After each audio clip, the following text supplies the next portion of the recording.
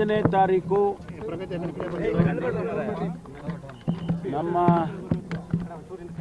ನಾಯಕರಾದಂಥ ರಾಹುಲ್ ಗಾಂಧಿಯವರು ಬೆಂಗಳೂರಿಗೆ ಬರ್ತಾ ಇದ್ದಾರೆ. ಉದ್ದೇಶ ಏನು, ಎಲೆಕ್ಷನ್ ಕಮಿಷನ್ನವರು ಕಳೆದ ಚುನಾವಣೆಯಲ್ಲಿ ಅನೇಕ ಕಂಪ್ಲೇಂಟ್ಸ್ಗಳು ಕೂಡ ಬಂದಿರತಕ್ಕಂಥದ್ದು. ಇಡೀ ದೇಶದಲ್ಲಿ ಒಂದು ರೀತಿಯಲ್ಲಿ ಆ ಕಂಪ್ಲೇಂಟ್ಸ್ಗಳನ್ನು ಸರಿಯಾಗಿ ಗಮನ ಹರಿಸಿಲ್ಲ.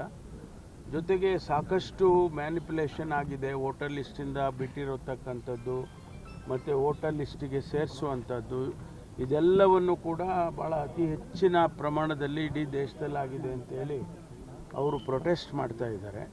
ಬೆಂಗಳೂರಿನಲ್ಲೂ ಕೂಡ ಕರ್ನಾಟಕದಲ್ಲಿ ಅನೇಕ ಕ್ಷೇತ್ರಗಳಲ್ಲಿ ಅಂಥ ಘಟನೆಗಳು ನಡೆದಿದೆ ಅಂತೇಳಿ ಬೆಂಗಳೂರಿನಲ್ಲೂ ಕೂಡ ಪ್ರತಿಭಟನೆ ಮಾಡಿ ಎಲೆಕ್ಷನ್ ಕಮಿಷನ್ಗೆ ಮೆಮೊರಾಂಡಮ್ ಕೊಡಬೇಕು ಅಂತ ಹೇಳಿ ಬರ್ತಾ ಇದ್ದಾರೆ. ಹಾಗಾಗಿ ನಾವು ನಮ್ಮ ಜಿಲ್ಲೆಯಿಂದನೂ ಕೂಡ ಜನ ಹೋಗಿ ಅಲ್ಲಿ ಅವರು ಭಾಗವಹಿಸೋದು ಪ್ರತಿಭಟನೆ ಅಂತೇಳಿ ಅದಕ್ಕೆ ಸಭೆ ಕರೆದಿದ್ದೀವಿ.